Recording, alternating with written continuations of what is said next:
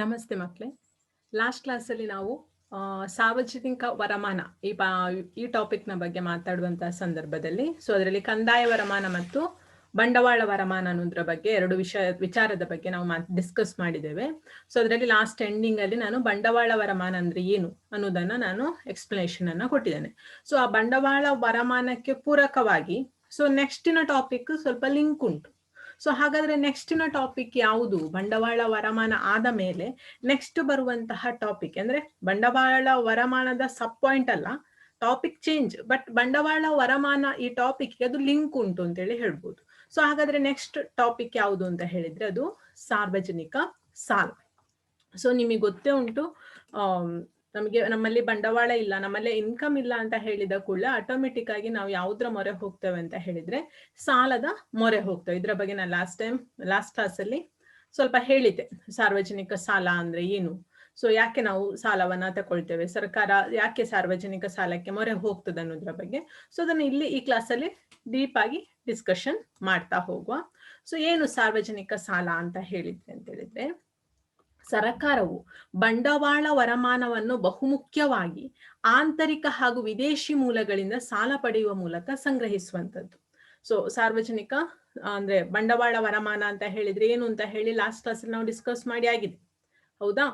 ಆ ಬಂಡವಾಳ ವರಮಾನವನ್ನು ಬಹುಮುಖ್ಯವಾಗಿ ಆಂತರಿಕ ಮತ್ತು ವಿದೇಶಿ ಮೂಲಗಳಿಂದ ಸಾಲ ಪಡೆಯುವ ಮೂಲಕದು ಸಂಗ್ರಹಿಸುವ. ಬಂಡವಾಳ ಅಂತ ಹೇಳಿದ್ರೆ ನಾವು ಯಾವುದ್ರ ಒಂದು ಬಂಡವಾಳ, ನಮ್ಮಲ್ಲಿರುವಂತಹ ಒಂದು ಬಂಡವಾಳ.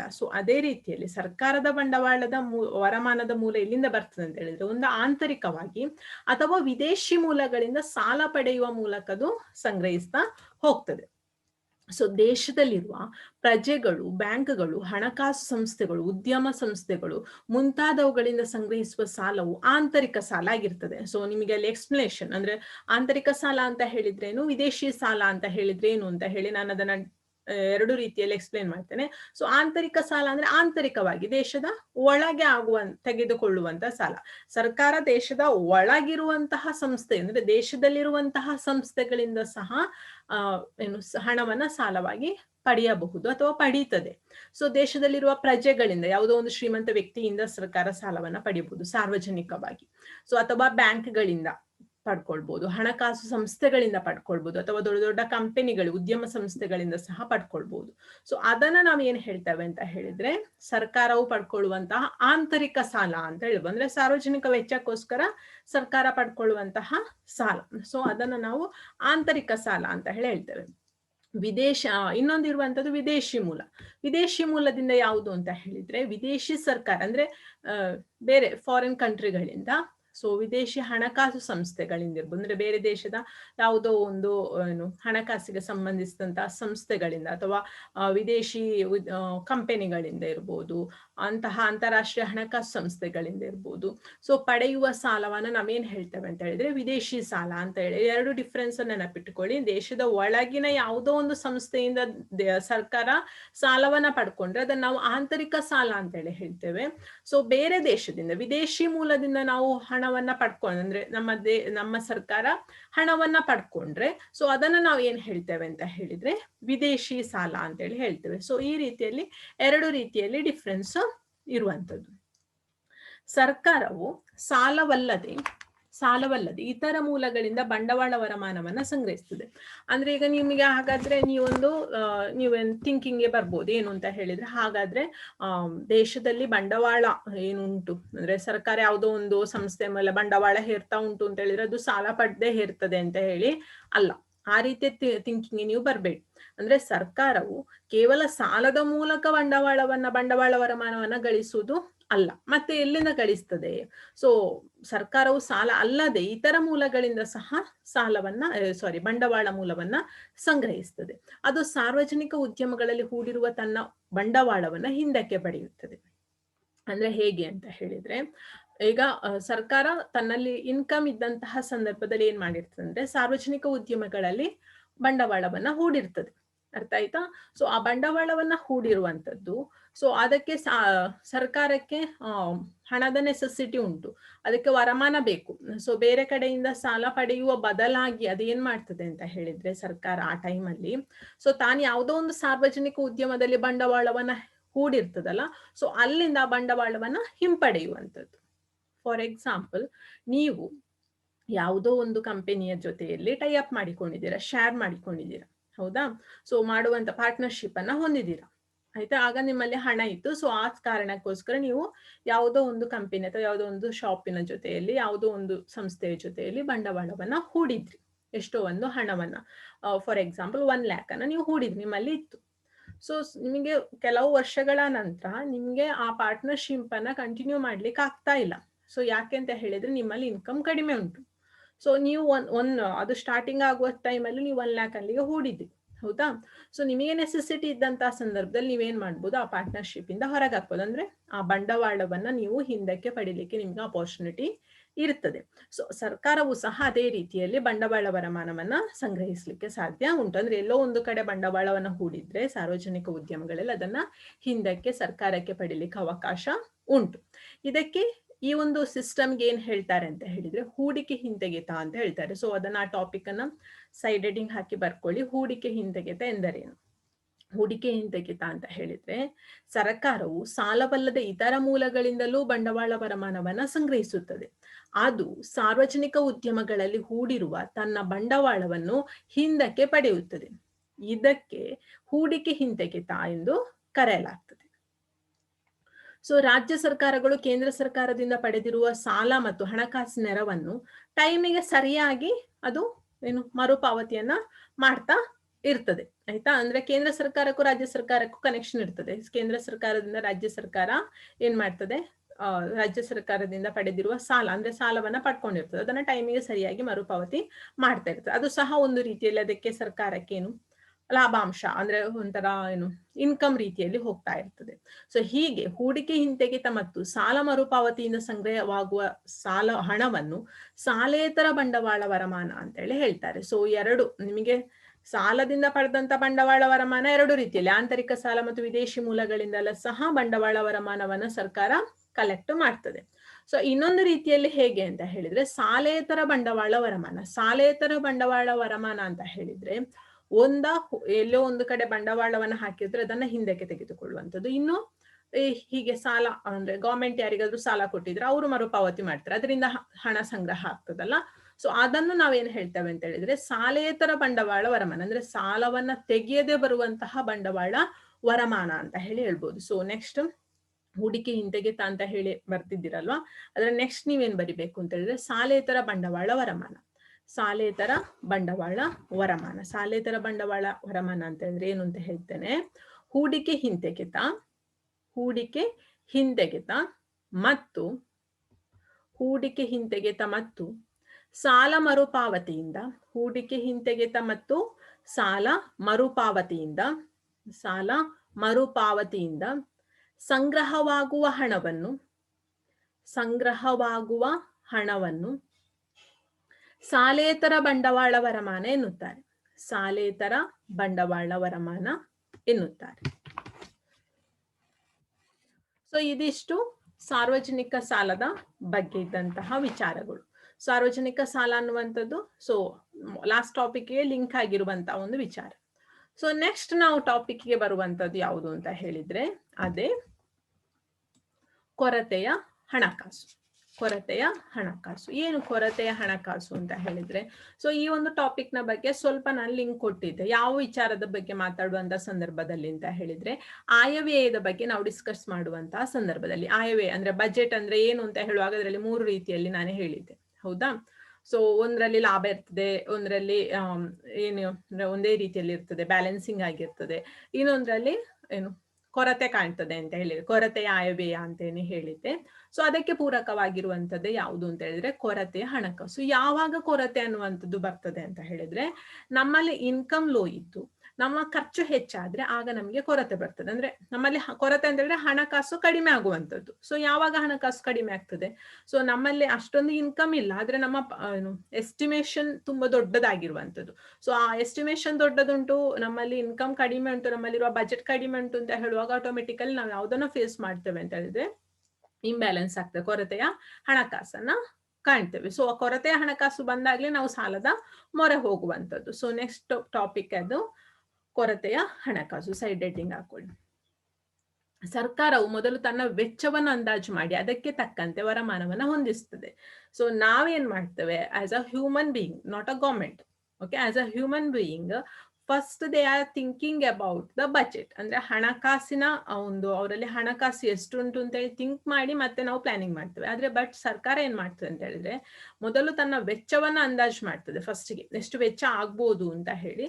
ಸೊ ಅದಕ್ಕೆ ತಕ್ಕಂತೆ ವರಮಾನವನ್ನ ಹೊಂದಿಸ್ತಾ ಹೋಗ್ತದೆ. ಅಂದ್ರೆ ನಾವು ಸಹ ಈ ರೀತಿಯಲ್ಲಿ ಮಾಡ್ತೇವೆ ಒಮ್ಮೊಮ್ಮೆ, ಅಂದ್ರೆ ಎಷ್ಟು ಖರ್ಚು ಆಗ್ಬೋದು ಅಂತ ಹೇಳಿ ಯೋಚನೆ ಮಾಡಿ ಅದಕ್ಕೆ ಪೂರಕವಾಗಿ ಹಣಕಾಸಿನ ವ್ಯವಸ್ಥೆ ಮಾಡುವಂಥದ್ದು. ಸೊ ಅದೇ ರೀತಿಯಲ್ಲಿ ಗವರ್ಮೆಂಟ್ಸ್ ಅದೇ ರೀತಿಯಲ್ಲಿ ಥಿಂಕಿಂಗ್ ಮಾಡ್ತದೆ. ಹೀಗೆ ಮಾಡುವಾಗ ಸಾಮಾನ್ಯವಾಗಿ ತನ್ನ ವರಮಾನಕ್ಕಿಂತ ಹೆಚ್ಚಿನ ವೆಚ್ಚವನ್ನ ಮಾಡ್ತದೆ ಸರ್ಕಾರ.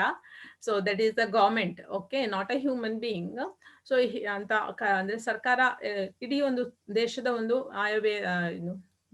ಎಲ್ಲ ವ್ಯವಸ್ಥೆಯನ್ನ ನೋಡಿಕೊಳ್ಳುವಂತಹ ಸಂದರ್ಭದಲ್ಲಿ, ಸೊ ಜನರ ಹಿತದೃಷ್ಟಿಯನ್ನು ಕಾಪಾಡುವಂತಹ ಸಂದರ್ಭದಲ್ಲಿ ಗವರ್ಮೆಂಟ್ ಏನ್ ಮಾಡ್ತದೆ ಅಂತ ಹೇಳಿದ್ರೆ ನಾರ್ಮಲಿ ತನ್ನ ವರಮಾನಕ್ಕಿಂತ ಅಂದ್ರೆ ತನ್ನಲ್ಲಿರುವ ಇನ್ಕಮಿಗಿಂತ ಹೆಚ್ಚಿನ ವೆಚ್ಚವನ್ನ ಮಾಡ್ತದೆ, ಖರ್ಚು ಹೆಚ್ಚು ಮಾಡ್ತದೆ. ತನ್ನಲ್ಲಿ ಇನ್ಕಮ್ ಕಡಿಮೆ ಇದ್ರು ಖರ್ಚು ಹೆಚ್ಚು ಮಾಡ್ತದೆ. ಸೊ ಇದು ದೇಶದ ಅಭಿವೃದ್ಧಿಯ ದೃಷ್ಟಿಯಿಂದ ಉತ್ತಮವಾದುದು. ಆಯ್ತಾ?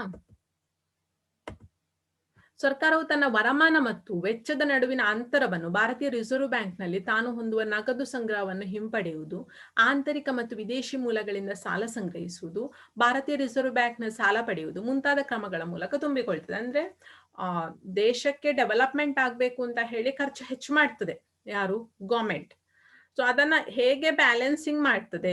ಸೊ ಅಲ್ಲಿ ಖರ್ಚು, ವರಮಾನ, ಇನ್ಕಮ್ ಮತ್ತು ಖರ್ಚು ಇದೆರಡರ ನಡುವಿನ ಅದನ್ನ ಬ್ಯಾಲೆನ್ಸಿಂಗ್ ಹೇಗೆ ಮಾಡ್ತದೆ ಅಂತ ಹೇಳಿದ್ರೆ, ಸೊ ಭಾರತೀಯ ರಿಸರ್ವ್ ಬ್ಯಾಂಕ್ ಅಂದ್ರೆ ನಮ್ಮ ದೇಶದ ಕೇಂದ್ರ ಬ್ಯಾಂಕ್ ಅಂತ ಹೇಳಿ ಏನುಂಟು, ಸೊ ಅದು ಹೊಂದಿರುವಂತಹ ನಗದು ಸಂಗ್ರಹವನ್ನ ಹಿಂಪಡಿತದೆ. ಅಂದ್ರೆ ಗವರ್ಮೆಂಟ್ ಅದರಲ್ಲಿ ನಗದು ಸಂಗ್ರಹವನ್ನ ಹಿಂಪಡೆಯುವಂಥದ್ದು, ಆ ಮೂಲಕ ಬ್ಯಾಲೆನ್ಸಿಂಗ್ ಮಾಡ್ಬೋದು. ಅಥವಾ ಆಂತರಿಕ ಮತ್ತು ವಿದೇಶಿ ಮೂಲದಿಂದ ನಾನು ಆಗ್ಲೇ ಹೇಳಿದ್ದೆ ಏನು ಬಂಡವಾಳ ವರಮಾನ ಅಂತ ಹೇಳಿ ಏನೇ ಹೇಳಿದ್ದೆ. ಸೊ ಅದರಲ್ಲಿ ಫಸ್ಟ್ ಇದ್ದು ಏನು ಅಂತ ಹೇಳಿದ್ರೆ ನಗದು ಆಂತರಿಕ ಸಾಲ ತೆಗೆದುಕೊಳ್ಳುವಂಥದ್ದು ಬ್ಯಾಲೆನ್ಸಿಂಗಿಗೆ, ಅಥವಾ ವಿದೇಶಿ ಮೂಲಗಳಿಂದ ಬೇರೆ ಫಾರಿನ್ ಕಂಟ್ರಿಗಳಿಂದ ಸಾಲವನ್ನ ತೆಗೆದುಕೊಳ್ಳುವಂಥದ್ದು. ಇಲ್ಲ ಅಂತ ಹೇಳಿದ್ರೆ ನಮ್ಮ ದೇಶದ ರಿಸರ್ವ್ ಬ್ಯಾಂಕಿನಿಂದಲೇ ಸಾಲವನ್ನ ತೆಗೆದುಕೊಳ್ಳುವಂಥದ್ದು. ಈ ಮೂಲಕ ಸರ್ಕಾರ ಏನ್ ಮಾಡ್ತದೆ ಅಂತ ಹೇಳಿದ್ರೆ ಇನ್ಕಮ್ ಕಡಿಮೆಯಾಗಿ ಖರ್ಚು ಹೆಚ್ಚಿದ್ರೆ, ಅಂದ್ರೆ ದೇಶದ ಹಿತದೃಷ್ಟಿಯಿಂದ ಖರ್ಚು ಹೆಚ್ಚಾದ ಅಂದ್ರೆ ಕೆಲವೊಂದು ಸಂದರ್ಭದಲ್ಲಿ ಹೇಳಲಿಕ್ಕೆ ಬರುವುದಿಲ್ಲ, ನೈಸರ್ಗಿಕ ವಿಕೋಪಗಳಿರ್ಬೋದು. ಸೊ ಅಂತಹ ಸಂದರ್ಭದಲ್ಲೆಲ್ಲ ಖರ್ಚು ಆಟೋಮೆಟಿಕಲಿ ಹೆಚ್ಚಾಗ್ತದೆ. ಸೊ ಆಗ ಹೇಗೆ ಬ್ಯಾಲೆನ್ಸಿಂಗ್ ಮಾಡ್ತದೆ? ಈ ಮೂಲಗಳಿಂದ ಹಣವನ್ನ ಪಡೆಯುವ ಮೂಲಕ ಸರ್ಕಾರ ಬ್ಯಾಲೆನ್ಸಿಂಗ್ ಮಾಡುವಂತ ಕೆಲಸವನ್ನ ಮಾಡ್ತದೆ. ಅವಶ್ಯ ಬಿದ್ದರೆ ಹೆಚ್ಚುವರಿ ಪ್ರಮಾಣದ ನೋಟು ಮುದ್ರಿಸುವುದು ಇದರಲ್ಲಿ ಸೇರಿಕೊಂಡಿದೆ. ಅಂದ್ರೆ ತುಂಬಾ ನೆಸೆಸಿಟಿ ಆಯ್ತು ಅಂತ ಹೇಳಿದ್ರೆ, ತುಂಬಾ ಎಮರ್ಜೆನ್ಸಿ ಉಂಟು ಅಂದ್ರೆ ದೇಶದ ಎಕನಾಮಿಕ್ ಸ್ಟೇಟಸ್ ತುಂಬಾ ಬಿಕ್ಕಟ್ಟಲ್ಲಿ ಉಂಟು, ತುಂಬಾ ಕುಂಠಿತವಾಗಿ ಉಂಟು ಅಂತ ಹೇಳುವಂತ ಸಂದರ್ಭದಲ್ಲಿ ಸೊ ಅದನ್ನು ಸಹ ಏಕಾಏಕಿಯಾಗಿ ಪ್ರಿಂಟ್ ಮಾಡ್ಲಿಕ್ಕೆ ಆಗುದಿಲ್ಲ. ಸೊ ಡಿಸ್ಕಷನ್ ಮಾಡಿ ಸೊ ಅದರ ನಂತರ ಒಂದು ತೀರ್ಮಾನಕ್ಕೆ ಬಂದುಕೊಂಡು ಸೊ ತುಂಬಾ ನೆಸೆಸಿಟಿ ಇದ್ರೆ ಹೆಚ್ಚಿನ ಪ್ರಮಾಣದ ನೋಟನ್ನ ಮುದ್ರಿಸಲಿಕ್ಕೆ ಅವಕಾಶ ಉಂಟು. ಸೊ ಈಗ ಭಾರತೀಯ ರಿಸರ್ವ್ ಬ್ಯಾಂಕ್ ನಿಂದ ಸಾಲ ಪಡೆಯುವುದು ಮತ್ತು ಹೊಸ ಹಣ ಸೃಷ್ಟಿಸುವುದನ್ನು ಕೊರತೆಯ ಹಣಕಾಸು ಅಂತ ಹೇಳಿ ಕರೆಯಲಾಗ್ತದೆ. ಸೊ ಈಗ ಬಂದದ್ದು ವಿಚಾರ ಏನು, ಕೊರತೆಯ ಹಣಕಾಸು ಅಂದ್ರೆ ಏನು ಅಂತ ಹೇಳಿದ್ರೆ, ಸೊ ಭಾರತೀಯ ರಿಸರ್ವ್ ಬ್ಯಾಂಕ್ ನಿಂದ ಸಾಲ ಪಡೆಯುವುದು ಮತ್ತು ಹೊಸ ಹಣ ಸೃಷ್ಟಿಸುವುದನ್ನು, ಅಂದ್ರೆ ಸಾಲ ನಾವು ಯಾವಾಗ ಪಡಿತೇವೆ? ನಮ್ಮಲ್ಲಿ ಕೊರತೆ ಆದಂತಹ ಸಂದರ್ಭದಲ್ಲಿ. ಹಣವನ್ನು ಎಕ್ಸ್ಟ್ರಾ ಯಾವಾಗ ನಾವು ಪ್ರಿಂಟ್ ಮಾಡ್ತೇವೆ? ನಮ್ಮಲ್ಲಿ ಕೊರತೆ ಕಂಡಂತ ಸಂದರ್ಭ, ಅಂದ್ರೆ ಮೊದ್ಲು ಇದ್ದದ್ದು ಸಾಕಾಗದಂತಹ ಸಂದರ್ಭದಲ್ಲಿ ನಾವು ಸಾಲ ಅಥವಾ ಹೊಸ ರೀತಿಯಲ್ಲಿ ಪ್ರಿಂಟಿಂಗ್ ಮಾಡುವಂತ ಒಂದು ವಿಚಾರಕ್ಕೆ ಥಿಂಕ್ ಮಾಡ್ತೇವೆ. ಸೊ ಅದನ್ನು ನಾವು ಏನ್ ಹೇಳ್ತೇವೆ ಅಂತ ಹೇಳಿದ್ರೆ ಕೊರತೆಯ ಹಣಕಾಸು ಅಂತ ಹೇಳಿ ಹೇಳ್ತೇವೆ. ಕೊರತೆಯ ಹಣಕಾಸು ಅಂದ್ರೆ ಏನು ಅಂತ ಹೇಳಿ ಬರೀರಿ. ಭಾರತೀಯ ರಿಸರ್ವ್ ಬ್ಯಾಂಕ್, ನಾನು ಸಿಂಪಲ್ ಆಗಿ ಹೇಳ್ತೇನೆ, ತುಂಬಾ ಲಾಂಗ್ ಆಗಿ ಡೆಫಿನೇಷನ್ ಕೊಡ್ತಾ ಹೋಗುದಿಲ್ಲ. ಭಾರತೀಯ ರಿಸರ್ವ್ ಬ್ಯಾಂಕಿನಿಂದ ಸಾಲ ಪಡೆಯುವುದು ಮತ್ತು ಹೊಸ ಹಣ ಸೃಷ್ಟಿಸುವುದನ್ನು ಕೊರತೆಯ ಹಣಕಾಸು ಎಂದು ಕರೆಯಲಾಗುತ್ತದೆ.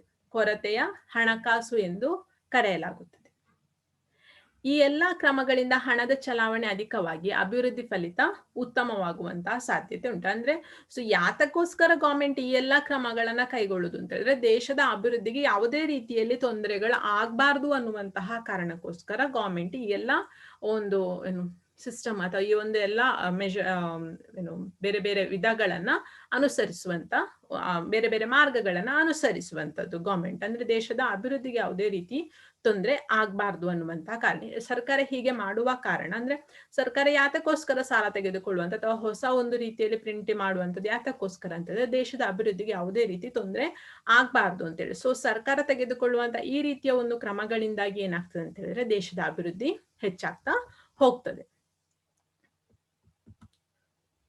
ಸೊ ಅದಕ್ಕೆ ಸಂಬಂಧಿಸಿ ಅಂದ್ರೆ ಕೊರತೆಯ ಹಣಕಾಸಿಗೆ ಸಂಬಂಧಿಸಿದಂತೆ ಈ ಎಲ್ಲಾ ಕ್ರಮಗಳಿಂದ ಹಣದ ಚಲಾವಣೆ ಅಧಿಕ ಆಗಿ ದೇಶದ ಅಭಿವೃದ್ಧಿ ಹೆಚ್ಚಾಗ್ತದೆ ಅಂತ ಹೇಳಿದೆ. ಸೊ ಭಾರತದಲ್ಲಿ 4 ವಿಧದ ಕೊರತೆಯ ಕಲ್ಪನೆಗಳನ್ನ ಬಳಸಲಾಗ್ತದೆ. ಕೊರತೆಗೆ ಸಂಬಂಧಿಸಿ 4 ಟೈಪ್ಸ್ ಉಂಟು. ಸೊ ಅವುಗಳು ಯಾವ್ದೆಲ್ಲ ಅಂತ ಹೇಳಿ ನೋಡುವ. ಸೊ ಅವುಗಳನ್ನ ಯಾವ ರೀತಿಯಲ್ಲೆಲ್ಲ ಲೆಕ್ಕ ಮಾಡ್ಲಿಕ್ಕೆ ಆಗ್ತದೆ ಅಂತ ಸಹ ಒಂದು ಫಾರ್ಮುಲಾ ಉಂಟು. ಸೊ ಇದನ್ನ ಕಲೀರಿ. ಸೊ ಮೇ ಬಿ NTS ಗೆ ಇದು ಬರಬಹುದೇನೋ ಅಂತ ಹೇಳಿ, ಅಂದ್ರೆ ಸ್ವಲ್ಪ ಡಿಫ್ರೆಂಟ್ ಆಗಿರುವ ಕಾರಣ ಸೊ ಕನ್ಫ್ಯೂಷನ್ ಗೆ ತುಂಬಾ ಎಡೆ ಮಾಡಿ ಕೊಡ್ತದೆ. ಸೊ ಆ ಕಾರಣಕ್ಕೋಸ್ಕರ ಇದರ ಒಂದು ಫಾರ್ಮುಲಾಗಳನ್ನ ನೀವು ಕಲ್ತುಕೊಂಡ್ರೆ ಒಳ್ಳೇದು, ಅದ್ರ ಬಗ್ಗೆ ಸ್ವಲ್ಪ ಡೀಪ್ ಆಗಿ ತಿಳ್ಕೊಂಡ್ರೆ ಒಳ್ಳೇದು ಅಂತೇಳಿ. ಸೊ ಫಸ್ಟ್ ಒನ್ ವಿತ್ತೀಯ ಕೊರತೆ. First one. ಸೊ ವಿತ್ತೀಯ ಕೊರತೆ ಅಂದ್ರೆ ಏನು ಅಂತ ಹೇಳಿದ್ರೆ ಭಾರತದಲ್ಲಿ 4 ವಿಧದ ಕೊರತೆಯ ಪರಿಕಲ್ಪನೆ ಇರುವಂತದ್ದು. ಸೊ ಅದರಲ್ಲಿ ಫಸ್ಟ್ ಒನ್ ವಿತ್ತೀಯ ಕೊರತೆ.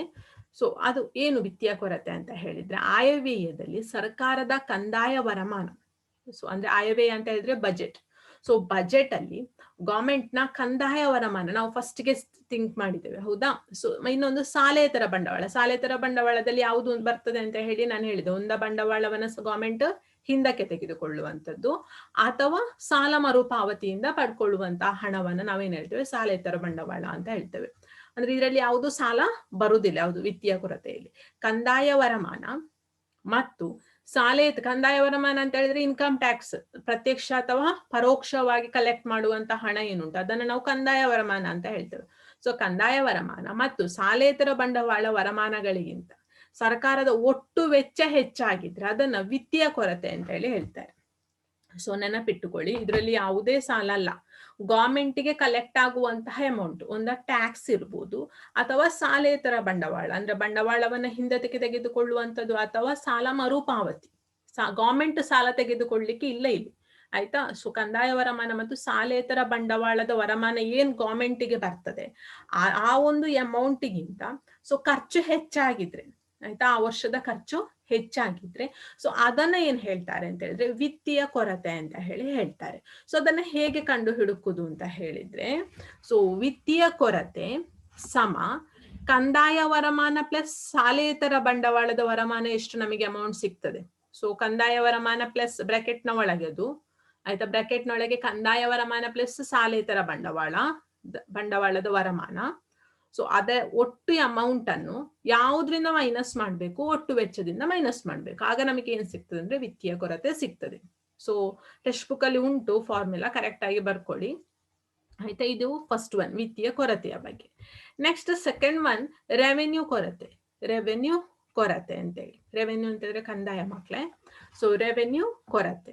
ಸೊ ಏನ್ ರೆವೆನ್ಯೂ ಕೊರತೆ ಅಂತ ಹೇಳಿದ್ರೆ ರೆವೆನ್ಯೂ ಖಾತೆ ವೆಚ್ಚವು ರೆವೆನ್ಯೂ ಖಾತೆಯ ವರಮಾನಕ್ಕಿಂತ ಹೆಚ್ಚಾಗಿದ್ದಾಗ ರೆವೆನ್ಯೂ ಕೊರತೆ ಉಂಟಾಗುತ್ತದೆ. ನೆನಪಿಟ್ಕೊಳ್ಳಿ, ರೆವೆನ್ಯೂ ಖಾತೆಯ ವೆಚ್ಚ, ರೆವೆನ್ಯೂ ಅಂದ್ರೆ ಕಂದಾಯ, ಆಯ್ತಾ. ಸೊ ಆ ಖಾತೆಯ ವೆಚ್ಚ ಅಂದ್ರೆ ಆ ಖಾತೆಗೂ ಸಹ ತುಂಬಾ ಖರ್ಚು ವೆಚ್ಚಗಳಿರ್ತದೆ, ಹೌದಾ. ಸೊ ಈಗ ಫಾರ್ ಎಕ್ಸಾಂಪಲ್ ಅದರಲ್ಲಿ ವರ್ಕ್ ಮಾಡುವಂತ ಎಂಪ್ಲಾಯೀಸ್ಗೆ ಏನು ಸ್ಯಾಲರಿಯನ್ನ ಕೊಡ್ಬೇಕು, ಮತ್ತೆ ಬೇರೆ ಬೇರೆ ಅದಕ್ಕೆ ಸಂಬಂಧಿಸಿದ ಖರ್ಚುಗಳಿರ್ತದೆ. ಸೊ ಆ ಒಂದು ಖರ್ಚು ರೆವೆನ್ಯೂ ಡಿಪಾರ್ಟ್ಮೆಂಟ್ಗೆ ಸಂಬಂಧಿಸಿದಂತಹ ಅಥವಾ ರೆವೆನ್ಯೂ ಖಾತೆಗೆ ಸಂಬಂಧಿಸಿದಂತಹ ವೆಚ್ಚವು ರೆವೆನ್ಯೂ ಖಾತೆಯ ವರಮಾನ, ಅದಕ್ಕೆ ವರಮಾನ ಬರ್ತದೆ ರೆವೆನ್ಯೂ ಡಿಪಾರ್ಟ್ಮೆಂಟ್ಗೆ, ಹೌದಾ. ಸೊ ಆ ರೆವೆನ್ಯೂ ಡಿಪಾರ್ಟ್ಮೆಂಟ್ಗೆ ಬರುವಂತಹ ಇನ್ಕಮ್ಗಿಂತ ಹೆಚ್ಚಾದ್ರೆ ಆಗಲ್ಲಿ ಏನಾಗ್ತದೆ, ಕೊರತೆ ಬರ್ತದೆ. ಸೊ ಅದನ್ನ ಏನ್ ಹೇಳ್ತಾರೆ ಅಂತ ಹೇಳಿ ರೆವೆನ್ಯೂ ಕೊರತೆ ಅಂತ ಹೇಳಿ ಹೇಳ್ತಾರೆ. ಸೊ ಅದನ್ನ ಹೇಗೆ ಕಂಡು ಹುಡುಕುದು ಅಂತ ಹೇಳಿದ್ರೆ ರೆವೆನ್ಯೂ ಕೊರತೆ ಸಮ ರೆವೆನ್ಯೂ ಖಾತೆಯ ವರಮಾನ ಮೈನಸ್ ರೆವೆನ್ಯೂ ಖಾತೆಯ ವೆಚ್ಚ. ಸಿಂಪಲ್, ಅರ್ಥ ಆಯ್ತಾ. ರೆವೆನ್ಯೂ ಖಾತೆಯ ವರಮಾನದಿಂದ ರೆವೆನ್ಯೂ ಖಾತೆಯ ವೆಚ್ಚವನ್ನ ನಮಗೆ ಮೈನಸ್ ಮಾಡಿದಾಗ ರೆವೆನ್ಯೂ ಖಾತೆಯ ಕೊರತೆ ಎಷ್ಟುಂಟು ಅಂತ ಹೇಳಿ ನಮಗೆ ಗೊತ್ತಾಗ್ತದೆ. ಸೊ ಇದು ಸೆಕೆಂಡ್ ಒನ್, ಕೊರತೆಗೆ ಸಂಬಂಧಿಸಿದಂತಹ ಎರಡನೆಯ ನಿಯಮವನ್ನ ನಾನು ಹೇಳಿದ್ದೇನೆ. ಫಸ್ಟ್ ಒನ್ ವಿತ್ತೀಯ ಕೊರತೆ, ಸೆಕೆಂಡ್ ಒನ್ ರೆವೆನ್ಯೂ ಕೊರತೆ. ಹೆಸರಲ್ಲೇ ಗೊತ್ತಾಗ್ತದೆ ರೆವೆನ್ಯೂ ಡಿಪಾರ್ಟ್ಮೆಂಟ್ಗೆ ಸಂಬಂಧಿಸಿರುವಂಥದ್ದು. ಥರ್ಡ್ ಒನ್ ಪ್ರಾಥಮಿಕ ಕೊರತೆ. ಸೊ ಪ್ರಾಥಮಿಕ ಕೊರತೆ ಅಂತ ಹೇಳಿದ್ರೆ ಚಾಲ್ತಿ ವರ್ಷದ ವಿತ್ತೀಯ ಕೊರತೆಯಿಂದ ಕಳೆದ ವರ್ಷದ ಬಡ್ಡಿ ಪಾವತಿಯನ್ನು ವಜಾಗೊಳಿಸಿದಾಗ ಪ್ರಾಥಮಿಕ ಕೊರತೆ ದೊರೆಯುತ್ತದೆ. ಚಾಲ್ತಿ ವರ್ಷ ಪ್ರೆಸೆಂಟ್, ಚಾಲ್ತಿ ವರ್ಷದ ವಿತ್ತೀಯ ಕೊರತೆಯಿಂದ, ಸೊ ಫಸ್ಟ್ ಒನ್ ನಾವು ಏನ್ ಕೊರತೆಯ ಬಗ್ಗೆ ನೋಡಿದ್ದೇವೆ, ಫಸ್ಟ್ ಫಾರ್ಮುಲಾ ವಿತ್ತೀಯ ಕೊರತೆ, ಹೌದಾ? ಸೊ ಆ ವಿತ್ತೀಯ ಕೊರತೆಯಿಂದ ಕಳೆದ ವರ್ಷದ ಅಂದ್ರೆ ಲಾಸ್ಟ್ ಇಯರ್ ಇತ್ತು ಬಡ್ಡಿ ಪಾವತಿ ಇರ್ತದಲ್ವಾ, ಸೊ ಅದನ್ನ ವಜಾಗೊಳಿಸಿದಂತಹ ಸಂದರ್ಭದಲ್ಲಿ ನಮಗೆ ಪ್ರಾಥಮಿಕ ಕೊರತೆ ಅನ್ನುವಂಥದ್ದು ಸಿಗ್ತದೆ. ಸೊ ಅದರ ಫಾರ್ಮುಲಾ ಹೇಗೆ ಬರ್ತದೆ ಅಂತ ಹೇಳಿದ್ರೆ ಪ್ರಾಥಮಿಕ ಕೊರತೆ ಸಮ ವಿತ್ತೀಯ ಕೊರತೆ ಮೈನಸ್ ಬಡ್ಡಿ ಪಾವತಿ. ಸೊ ಬಡ್ಡಿ ಪಾವತಿ ಯಾವ ವರ್ಷದ್ದು? ಲಾಸ್ಟ್ ಇಯರ್ ಇದ್ದು, not a present year. So ವಿತ್ತೀಯ ಕೊರತೆ ಯಾವ ಟೈಮ್ ಇದ್ದು? ಪ್ರೆಸೆಂಟ್, ಚಾಲ್ತಿ ವರ್ಷದ್ದು, ಆಯ್ತಾ? ಸೊ ಚಾಲ್ತಿ ವರ್ಷದ ವಿತ್ತೀಯ ಕೊರತೆ ಲಾಸ್ಟ್ ಇಯರಿನ ಬಡ್ಡಿ ಪಾವತಿ, ಸೊ ಅದನ್ನ ಮೈನಸ್ ಮಾಡಿದಾಗ ನಮಗೆ ಪ್ರಾಥಮಿಕ ಕೊರತೆ ಸಿಗುವಂಥದ್ದು. ಸೊ ಅದನ್ನ ಕರೆಕ್ಟ್ ಆಗಿ ನೆನಪಿಟ್ಕೊಳ್ಳಿ. ಸೊ ಅವರು ಡೈರೆಕ್ಟ್ ಆಗಿ ಫಾರ್ಮುಲಾ ಕೊಡುದಿಲ್ಲ, ಯಾಕೆಂದ್ರೆ ಅದು NTSC ಎಕ್ಸಾಮ್, ಹೌದಾ? ಸೊ ಅದರಿಂದ ಕರೆಕ್ಟ್ ಆಗಿ ನೋಡಿಕೊಳ್ಳಿ. Next one, fourth one and last one, ಮುಂಗಡ ಪತ್ರ ಅಥವಾ ಆಯವ್ಯಯ ಕೊರತೆ. ಮುಂಗಡ ಪತ್ರ ಅಥವಾ ಆಯವ್ಯಯ ಕೊರತೆ, ಇದು ನಾವು ಆಯವ್ಯಯದಲ್ಲಿ ಕೊರತೆಯ ಹಣಕಾಸಿಗೆ ಸಂಬಂಧಿಸಿ ನೋಡಿದೇವಲ್ಲ, ಅದಕ್ಕೆ ಪೂರಕವಾಗಿರುವಂತದ್ದು. ಸೊ ಏನು ಅಂತ ಹೇಳಿದ್ರೆ, ಸೊ ಇದು ಒಟ್ಟಾರೆ ವರಮಾನ ಅಂದ್ರೆ ಟೋಟಲ್ ಇನ್ಕಮ್ ಹಾಗೂ ವೆಚ್ಚಗಳ ನಡುವಿನ ಅಂತರ, ಅಂದ್ರೆ ಟೋಟಲ್ ಅಮೌಂಟ್ ಮತ್ತೆ ಟೋಟಲ್ ಖರ್ಚು, ಸೊ ಅದರ ನಡುವಿನ ಡಿಫರೆನ್ಸ್ ಅನ್ನ ಲೆಕ್ಕ ಹಾಕುವಂಥದ್ದೇ ಇದಾಗಿರುವಂಥದ್ದು, ಆಯ್ತಾ? ಸೊ ಇದರಲ್ಲಿ ಟೋಟಲ್ ಅಮೌಂಟ್, ಟೋಟಲ್ ಇನ್ಕಮ್ ಬರ್ತದೆ, ಟೋಟಲ್ ಖರ್ಚು ಸಹ ಬರ್ತದೆ. ಸೊ ಹೇಗೆ ಕಂಡು ಹಿಡುಕುದು ಅಂತ ಹೇಳಿದ್ರೆ, ಮುಂಗಡ ಪತ್ರ ಅಥವಾ ಆಯವ್ಯಯ ಕೊರತೆ ಸಮ ಒಟ್ಟು ವರಮಾನ ಮೈನಸ್ ಒಟ್ಟು ವೆಚ್ಚ. ಇದರಲ್ಲಿ ಟೋಟಲ್ ಇನ್ಕಮ್ ಬರ್ತದೆ, ಟೋಟಲ್ ಖರ್ಚು ಸಹ ಬರ್ತದೆ. ಸೊ ಆಗ ನಮಗೆ, ಸೊ ಅಂದ್ರೆ ಬಜೆಟ್ಗೆ ಸಂಬಂಧಿಸಿದ ಕೊರತೆ ಏನು ಅಂತ ಹೇಳಿ ಇಲ್ಲಿ ಗೊತ್ತಾಗ್ತದೆ. ಅಂದ್ರೆ ಬಜೆಟ್ ಅಲ್ಲಿ ನಮಗೆ ಏನ್ ಕೊರತೆ ಅಂತ ಹೇಳಿ ಇದರಲ್ಲಿ ಕೊರತೆ ಉಂಟಾ ಇಲ್ವಾ ಅಂತ ಹೇಳಿ ಗೊತ್ತಾಗ್ತದೆ. ಕೊರತೆ ಇದ್ರೂ ಗೊತ್ತಾಗ್ತದೆ, ಕೊರತೆ ಆಗ್ಲಿಲ್ಲ ಅಂತ ಹೇಳಿದ್ರು ಸಹ ನಮಗೆ ಗೊತ್ತಾಗ್ತದೆ. ಇದು 4 ರೀತಿಯ ಲೆಕ್ಕಗಳ ಮೂಲಕ ನಾವು ಕೊರತೆ ಹಣಕಾಸಿನ ಬಗ್ಗೆ ತಿಳ್ಕೊಳ್ಳಿಕ್ಕೆ ಸಾಧ್ಯ ಉಂಟು. ಆದ್ರೆ ಅಧಿಕ ಪ್ರಮಾಣದ ಕೊರತೆಗಳು ಆರ್ಥಿಕ ವ್ಯವಸ್ಥೆಗೆ ಅಷ್ಟೊಂದು ಉತ್ತಮ ಅಲ್ಲ, ನೆನಪಿಟ್ಟುಕೊಳ್ಳಿ.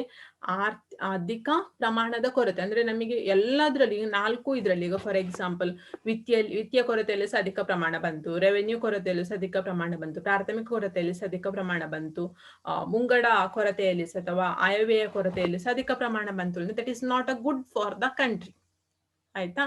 ಸೊ ಅದು ಏನು ದೇಶದ ಅಭಿವೃದ್ಧಿಗೆ ಅಷ್ಟೊಂದು ಉತ್ತಮ ಅಲ್ಲ. ಯಾಕೆ ಅಂತ ಹೇಳಿದ್ರೆ ಅವು ರಾಷ್ಟ್ರಕ್ಕೆ ಹೊರೆಯನ್ನ ಸೃಷ್ಟಿಸ್ತದಲ್ಲದೆ ಅನಿಯಂತ್ರಿತ ಕೊರತೆಗಳು ಹಣಕಾಸಿನ ಅಶಿಸ್ತು ತೋರಿಸ್ತದೆ. ಅಂದ್ರೆ ಪ್ರತಿಯೊಂದರಲ್ಲೂ ಕೊರತೆ ಕಂಡ್ರೆ ದೇಶ ಏನ್ ಮಾಡ್ತಾ ಹೋಗ್ಬೇಕು, ಸಾಲ ಪಡ್ಕೊಳ್ತಾ ಹೋಗ್ಬೇಕು ಅದನ್ನ ಬ್ಯಾಲೆನ್ಸ್ ಮಾಡ್ಲಿಕ್ಕೆ. ಆಗ ಸಾಲದ ಹೊರೆ ಹೆಚ್ಚಾಗ್ತಾ ಹೋಗ್ತದೆ, ಡೆವಲಪ್ಮೆಂಟ್ ಕಡಿಮೆ ಆಗ್ತಾ ಬರ್ತದೆ. ಮತ್ತೆ ನೆಕ್ಸ್ಟ್ ಒಂದು ಗವರ್ಮೆಂಟ್ ಆ ರೀತಿಯಲ್ಲಿ ಎಲ್ಲಿಯಾದ್ರೂ ಮಾಡಿದ್ರೆ ಅದು ಅದೊಂದು ಗವರ್ಮೆಂಟ್ ನ ಅಶಿಸ್ತನ್ನ ತೋರಿಸ್ತದೆ. ಸೊ ಪ್ರತಿ ಏನು 5 years ಬರ್ತದಲ್ಲ ಗವರ್ಮೆಂಟ್, ಅದು ಆದಷ್ಟು ಸಾಲವನ್ನ ಕಡಿಮೆ ಮಾಡ್ತಾ ಹೋಗ್ಬೇಕು, ಸಾಲವನ್ನ ಕಡಿಮೆ ಮಾಡ್ತಾ ದೇಶದ ಅಭಿವೃದ್ಧಿಯನ್ನ ಮಾಡ್ಬೇಕು. ಅದು ಬಿಟ್ಟು ಸಾಲವನ್ನೇ ತೆಗಿತಾ ಹೋಗಿ ದೇಶದ ಅಭಿವೃದ್ಧಿ ಮಾಡಿದ್ರೆ ಸೊ ನೆಕ್ಸ್ಟ್ 5 years ನಾವು ವಾಪಸ್ ನಮ್ಮ ಡೆವಲಪ್ಮೆಂಟ್ ಕಡಿಮೆ ಆಗ್ತದೆ. ಅದಕ್ಕೋಸ್ಕರ ಈ ಪ್ರತಿ ಗವರ್ಮೆಂಟ್ ಯಾವ ರೀತಿಯಲ್ಲಿ ಅದರ ಒಂದು ಬಜೆಟ್ ಅನ್ನ ಸೃಷ್ಟಿಸಬೇಕು ಅಂತ ಹೇಳಿದ್ರೆ ಸಾಲವನ್ನ ಕಡಿಮೆ ಮಾಡ್ಬೇಕು, ಸೇಮ್ ಟೈಮ್ ಏನು ಡೆವಲಪ್ಮೆಂಟ್ಗೆ ಸಹ ಹೆಚ್ಚಿನ ಒತ್ತು ಕೊಡ್ಬೇಕು. ಸೊ ಆ ರೀತಿಯಲ್ಲಿ ಬ್ಯಾಲೆನ್ಸಿಂಗ್ ಮಾಡಿಕೊಂಡು ಹೋದ್ರೆ ದೇಶದ ಅಭಿವೃದ್ಧಿ ಆಗ್ತದೆ. ಸೊ ಕೊರತೆಯ ಹಣಕಾಸು ಯಾವತ್ತೂ ಹೆಚ್ಚಾಗಬಾರ್ದು, ಒಂದು ಲಿಮಿಟ್ಗಿಂತ ಹೆಚ್ಚಾಗಬಾರ್ದು. ಅಂದ್ರೆ ಸಾಲ ತಗೊಳ್ಬೇಕು ದೇಶ, ಆದ್ರೆ ಲಿಮಿಟ್ಗಿಂತ ಹೆಚ್ಚನ್ನ ತಗೊಳ್ಬಾರ್ದು, ಅದು ಹಣದುಬ್ಬರವನ್ನ ಸೃಷ್ಟಿಸ್ತದೆ. ಅಕಸ್ಮಾತ್ ಆ ರೀತಿ ಆದ್ರೆ ಅಂದ್ರೆ ಆಗ ಪ್ರತಿಯೊಂದಕ್ಕೂ ಸಹ ಜನಸಾಮಾನ್ಯರಿಗೆ ಕಷ್ಟ ಆಗ್ತದೆ. ಅಂದ್ರೆ ಜನಸಾಮಾನ್ಯರು ಪಡ್ಕೊಳ್ಳುವಂತಹ ಪ್ರತಿಯೊಂದು ವಸ್ತುವಿನ ರೇಟ್ ಸಹ ಆಟೋಮೆಟಿಕಲಿ ಇನ್ಕ್ರೀಸ್ ಹೋಗ್ತದೆ. ಯಾಕೆ ಅಂತ ಹೇಳಿದ್ರೆ ದೇಶದಲ್ಲಿ ಹಣಕಾಸಿನ ಕೊರತೆ ಇದ್ದಾಗ ಹಣದುಬ್ಬರ ಆಟೋಮೆಟಿಕಲಿ ಇನ್ಕ್ರೀಸ್ ಆಗ್ತದೆ. ಅಂದ್ರೆ ಪ್ರತಿಯೊಂದು ಒಂದಕ್ಕೆ ಒಂದು ಲಿಂಕ್ ಅನ್ನ ಹೊಂದಿರ್ತದೆ ಅಂತ ಹೇಳಿ ಅದರ ಅರ್ಥ. ಆದ್ದರಿಂದ ಅಂತಹ ಪ್ರವೃತ್ತಿಗಳನ್ನು ನಿಯಂತ್ರಿಸಲು 2003ರಲ್ಲಿ ಭಾರತ ಸರ್ಕಾರವು ಕೋಶೀಯ ಹೊಣೆಗಾರಿಕೆ ಮತ್ತು ಮುಂಗಡ ಪತ್ರ ನಿರ್ವಹಣೆ ಕಾಯ್ದೆಯನ್ನ ಜಾರಿಗೆ ತಂದಿದೆ. ಸೊ ಯಾತಕ್ಕೋಸ್ಕರ ಅಂತ ಹೇಳಿದ್ರೆ ಹಣದುಬ್ಬರ ಹೆಚ್ಚಾಗಬಾರ್ದು, ದೇಶದಲ್ಲಿ ಹಣದುಬ್ಬರ ಹೆಚ್ಚಾಗಬಾರ್ದು, ಮತ್ತೆ ಅನಿಯಂತ್ರಿತ ಕೊರತೆ ಹಣಕಾಸು ಬರಬಾರ್ದು, ಅಶಿಸ್ತನ್ನ ಹೊಂದಿರಬಾರ್ದು, ದೇಶದ ಡೆವಲಪ್ಮೆಂಟ್ ಆಗ್ಬೇಕು. ಆ ಎಲ್ಲ ಕಾರಣಗಳ ಆ ಎಲ್ಲ ಪಾಯಿಂಟ್ ಅನ್ನು ಯೋಚನೆ ಮಾಡಿ ಸರ್ಕಾರ ಏನ್ ಮಾಡಿದೆ ಅಂತ ಹೇಳಿದ್ರೆ 2003ಯಲ್ಲಿ ಅಂದ್ರೆ 2003ರಲ್ಲಿ ಕೋಶೀಯ ಹೊಣೆಗಾರಿಕೆ, ಇಂಪಾರ್ಟೆಂಟ್ ಮಕ್ಳೇ ತುಂಬಾ ನೆನಪಿಟ್ಟುಕೊಳ್ಳಿ ಇದೊಂದು. ಅಂದ್ರೆ ಕೊರತೆಯ ಹಣಕಾಸನ್ನ ನಿಯಂತ್ರಿಸಲಿಕ್ಕೆ ಗವರ್ಮೆಂಟ್ ತಂದಂತಹ ಒಂದು ಕಾಯ್ದೆ ಯಾವುದು ಅಂತ ಹೇಳಿದ್ರೆ ಕೋಶೀಯ ಹೊಣೆಗಾರಿಕೆ, ಕೋಶೀಯ ಹೊಣೆಗಾರಿಕೆ ಮತ್ತು ಮುಂಗಡ ಪತ್ರ ನಿರ್ವಹಣೆ ಕಾಯ್ದೆ. ಕೋಶೀಯ ಹೊಣೆಗಾರಿಕೆ ಮತ್ತು ಮುಂಗಡ ಪತ್ರ ನಿರ್ವಹಣೆ ಕಾಯ್ದೆ ಇದನ್ನ ಜಾರಿಗೆ ತಂದದ್ದು. ನೆನಪಿಟ್ಟುಕೊಳ್ಳಿ, ಕರೆಕ್ಟ್ ಆಗಿ ನೆನಪಿಟ್ಟುಕೊಳ್ಳಿ, ಮರಿಲಿಕ್ಕೆ ಹೋಗ್ಬೇಡಿ ಇದನ್ನು. ಇಂಗ್ಲಿಷಲ್ಲಿ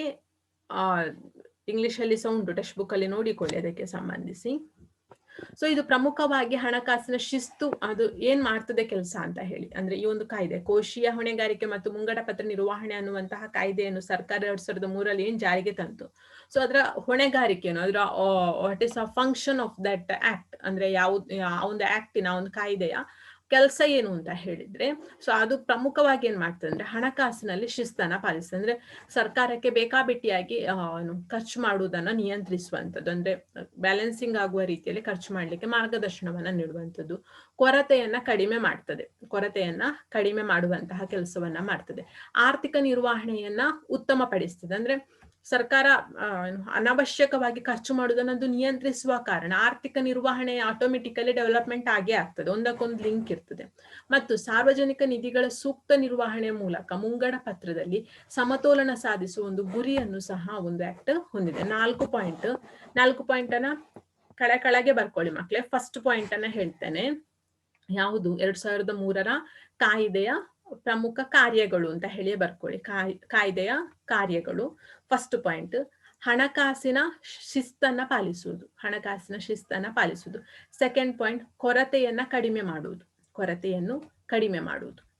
ಥರ್ಡ್ ಪಾಯಿಂಟ್, ಆರ್ಥಿಕ ನಿರ್ವಹಣೆಯನ್ನು ಉತ್ತಮಪಡಿಸುವುದು. ಫೋರ್ತ್ ಪಾಯಿಂಟ್, ಸಾರ್ವಜನಿಕ ನಿಧಿಗಳ ಸೂಕ್ತ ನಿರ್ವಹಣೆಯ ಮೂಲಕ ಮುಂಗಡ ಪತ್ರದಲ್ಲಿ ಸಮತೋಲನ ಸಾಧಿಸುವ ಗುರಿ ಹೊಂದಿದೆ. ಅಂದ್ರೆ ಇಷ್ಟೆಲ್ಲ ಮಾಡಿದಾಗ ಆಟೋಮೆಟಿಕಲಿ ಬ್ಯಾಲೆನ್ಸ್ ಬಜೆಟ್ ಏನುಂಟು ಅದು ಕರೆಕ್ಟ್ ಆಗಿ ವರ್ಕ್ ಆಗ್ತದೆ ಪ್ರತಿಯೊಂದು ಗವರ್ಮೆಂಟ್ ಅಲ್ಲಿ ಸಹ. ಸೊ ನೆಕ್ಸ್ಟ್ ಒಂದು ಕೋಷ್ಟಕ ನಿಮ್ಮ ಟೆಕ್ಸ್ಟ್ ಬುಕ್ ಅಲ್ಲಿ ಸಹ ಉಂಟು ಮಕ್ಕಳೇ. 2017 to 2018 ಗೆ ಸಂಬಂಧಿಸಿದಂತಹ ಒಂದು ಕೇಂದ್ರ ಸರ್ಕಾರದ ಒಂದು ಮುಂಗಡ ಪತ್ರದ ತುಲನೆ, ಅದರ ಒಂದು ಕೋಷ್ಟಕವನ್ನ ಕೊಟ್ಟಿದ್ದಾರೆ.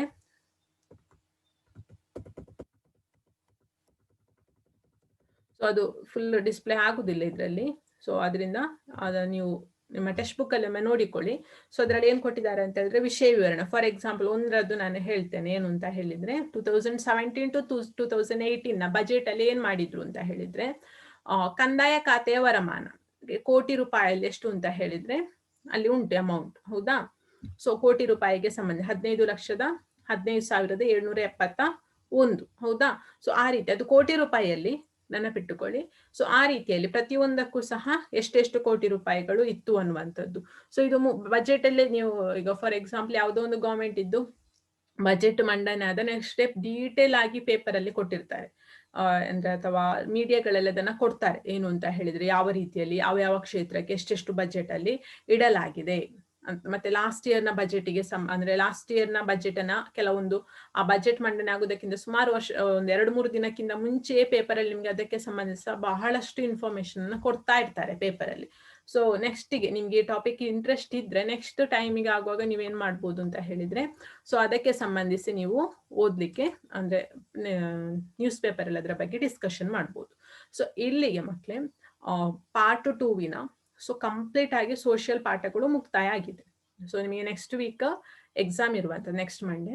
ಸೊ ನಾನು ಲಾಸ್ಟ್ ಟೈಮ್ ನಿಮಗೆ ರೆಕಾರ್ಡ್ ಮಾಡಿ ಕಳಿಸಿದಾಗ ನಿಮಗೆ ನಾನು ಹೇಳಿದ್ದೆ ಮಕ್ಕಳೇ 9th ಪಾಠ ಇರ್ಬೋದು ಅಥವಾ 10th ಪಾಠ ಇರ್ಬೋದು, ಯಾವುದು ಆಗಿರ್ಬೋದು. ಸೊ ನಿಮಗೇನಾದ್ರೂ ಡೌಟ್ಸ್ ಇದ್ರೆ ನಂಗೆ ಮೆಸೇಜ್ ಮಾಡಿ, ನಾನು ಅದಕ್ಕೆ ಸಂಬಂಧಿಸಿ ಕ್ಲಾಸ್ ಮಾಡಿ. ಇವತ್ತು ಆಕ್ಚುಲಿ ನಾನು ಲೈವ್ ಕ್ಲಾಸ್ ಮಾಡೋಳು, ಆದ್ರೆ ನಿಮ್ಮಲ್ಲಿ ಯಾರಿಗೂ ಸಹ ಡೌಟ್ ಇರ್ಲಿಲ್ಲ. ಸೊ ಆ ಕಾರಣಕ್ಕೋಸ್ಕರ ನಾನು ರೆಕಾರ್ಡಿಂಗ್ ಮಾಡಿ ಕಳಿಸ್ತಾ ಇರುವಂತದ್ದು. ಸೊ ನಿಮಗೆ ಇನ್ನು 1 ವಾರ ಟೈಮ್ ಉಂಟು ಮಕ್ಕಳೇ. ಸೊ 1 ವಾರದ ಟೈಮ್ ಅಲ್ಲಿ ಸೊ ಅಕಸ್ಮಾತ್ ನಿಮಗೆ 9th ಯಾವ್ದಾದ್ರು ಲೆಸನ್ಸ್ ಬೇಕು ಅಂತ ಹೇಳಿದ್ರೆ ಅಥವಾ 10th ಇನ್ನೊಮ್ಮೆ ರಿಪಿಟೇಷನ್ ಬೇಕು ಅಂತ ಹೇಳಿದ್ರೆ, ಸೊ ನಂಗೆ ದಯವಿಟ್ಟು ಪರ್ಸನಲ್ ನಂಬರ್ಗೆ ಮೆಸೇಜ್ ಮಾಡಿ, ಆಯ್ತಾ. ಸೊ ಮೆಸೇಜ್ ಮಾಡಿ, ಆಗ ನಾನು ನಿಮಗೆ ಡಿಸ್ಕಷನ್ ಅಕಸ್ಮಾತ್ ಕ್ಲಾಸ್ ಮಾಡ್ಲಿಕ್ಕೆ ಆಗ್ಲಿಲ್ಲ ಅಂದ್ರೂ ನಿಮಗೆ ಅಟ್ಲೀಸ್ಟ್ ಪಾಯಿಂಟ್ಸ್ ಬರ್ದಾದ್ರೂ ಕಳಿಸುವ ಒಂದು ಪ್ರಯತ್ನವನ್ನ ಮಾಡ್ತೇನೆ, ಆಯ್ತಾ. ಸೊ ಇಲ್ಲ ಅಂತ ಹೇಳಿದ್ರೆ, ಸೊ ನಿಮ್ಗೆ ಯಾರು ಕಳಿಸ್ಲಿಲ್ಲ ಅಂತ ಹೇಳಿದ್ರೆ ಎಲ್ರಿಗೂ ಎಲ್ಲವೂ ಅರ್ಥ ಆಗಿದೆ ಅಂತ ಹೇಳಿ ನಾನು ತಿಳ್ಕೊಳ್ತೇನೆ. ಸೊ ಆದ್ರಿಂದ ಸೊ ನೆಕ್ಸ್ಟ್ ನಾಳ್ದು ಮಂಡೇ ಏನ್ ಎಕ್ಸಾಮ್ ಬರೀತೀರಿ ಎಲ್ಲರೂ ಚಂದ ಎಕ್ಸಾಮ್ ಮಾಡಿ. So all the best. So ಇಲ್ಲಿಗೆ ಕ್ಲಾಸ್ ಅನ್ನು ನಾನು ಎಂಡ್ ಮಾಡ್ತಿದ್ದೇನೆ. Thank you.